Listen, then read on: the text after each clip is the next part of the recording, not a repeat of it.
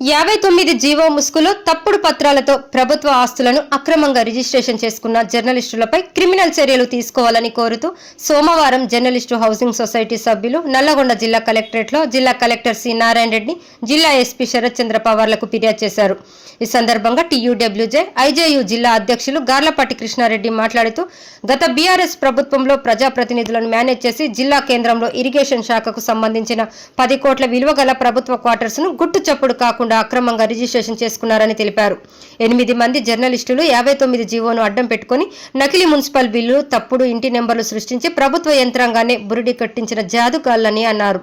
Irrigation శాఖకు సంబంధం లేకుండానే రికార్డులు తారుమారు చేసిన మాయగళ్లపై చట్టపరమైన చర్యలు తీసుకోవాలని వారు కోరారు. జర్నలిస్టు హౌసింగ్ సొసైటీ ఆందోళనతో అక్రమ క్రమబద్ధీకరణ చేసుకున్న రిజిస్ట్రేషన్లు రద్దు చేసినట్టు జిల్లా అధికారులు ప్రకటన చేశారని తెలిపారు. ఇతర జిల్లాల్లో ఇదే ఇష్యూలో నిందితులపై క్రిమినల్ కేసులు నమోదు చేసి జైలుకు పంపించడం జరిగిందని, నల్లగొండ జిల్లాలో ఇప్పటి వరకు సంబంధిత శాఖ పోలీసులకు ఫిర్యాదు చేయలేదని, పవిత్ర వృత్తిలో ఉండి జర్నలిజానికే మచ్చ తెచ్చిన అక్రమార్కులపై క్రిమినల్ చర్యలు తీసుకోవాలని కోరారు. అదేవిధంగా దీర్ఘకాలంగా పెండింగ్ లో ఉన్న Jawaharlal Nehru journalist housing society సభ్యులకు ఆదివారం సీఎం రేవంత్ రెడ్డి భూమి పట్టాలు అందజేశారని, ఇక రాష్ట్ర వ్యాప్తంగా జిల్లా జర్నలిస్టులకు ఇళ్ల స్థలాలపై దృష్టి పెడుతున్నారని, ఈ మేరకు ఇప్పటికే నల్లగొండ జర్నలిస్టులకు ప్లాట్ల అంశాన్ని media academy chairman Srinivas Reddy దృష్టికి తీసుకెళ్లడం జరిగిందని తెలిపారు. ఈ నేపథ్యంలో అర్హులైన జర్నలిస్టులందరికీ ఇళ్ల స్థలాలు ఇవ్వాలని కలెక్టర్కి వినతి పత్రం సమర్పించడం జరిగిందని, అందుకు కలెక్టర్ సానుకూలంగా స్పందించి ప్రభుత్వ విధి విధానాలు రాగానే జర్నలిస్టులకు ఇళ్ల స్థలాలు ఇస్తామని తెలియజేశారని వెల్లడించారు.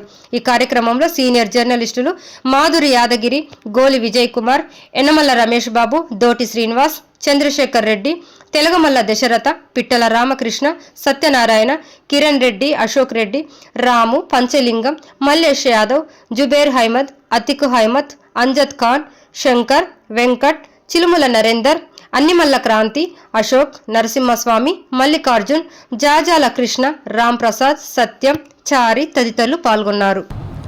నిన్న జవహర్లాల్ నెహ్రూ సొసైటీకి 1105 మందికి హౌస్ సైట్స్ ఇవ్వడం జరిగింది.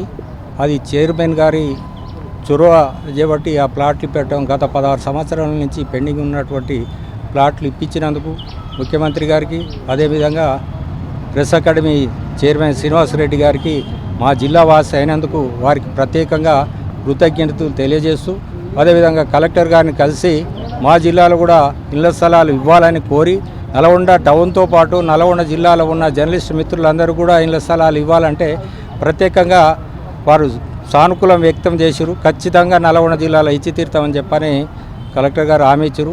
అదేవిధంగా గతంలో 59 జీవోను అడ్డం పెట్టుకొని కొద్దిమంది దుర్మార్గులు దాన్ని అక్రమంగా రిజిస్ట్రేషన్ చేసుకున్నారు. దొంగ ఇంటి నెంబర్ లేచి కూడా మున్సిపాలిటీ ద్వారా ఆ యొక్క సర్టిఫికెట్స్ చూపించి రిజిస్ట్రేషన్ చేసుకుని వారిపైన క్రిమినల్ కేసులు పెట్టాలని చెప్పి కలెక్టర్ గారికి మరొకసారి కోరటం జరిగింది. వారు ఖచ్చితంగా దానిపైన ఎంక్వైరీ చేసి ఆ కేసులు పెడతామన్నారు. అదేవిధంగా ఎస్పీ గారికి కలిసి వారికి మెమోరాండం ఇప్పుడే ఇచ్చాము. ఎస్పీ గారు కూడా సానుకూలంగా స్పందించి ఒక 2 రోజుల వారిపైన చర్యలు తీసుకుంటామని చెప్పడం జరిగింది. వారిద్దరు కూడా ప్రత్యేకంగా కృతజ్ఞతలు తెలియజేస్తున్నాం. హైదరాబాద్లో జవహర్లాల్ హౌసింగ్ సొసైటీ ఆధ్వర్యంలో జర్నలిస్టులకి ఇళ్ల ప్లాట్లు మంజూరు చేసిన రేవంత్ రెడ్డి గారికి మరియు ప్రెస్ అకాడమీ చైర్మన్ శ్రీనివాసరెడ్డి గారికి అభినందనలు.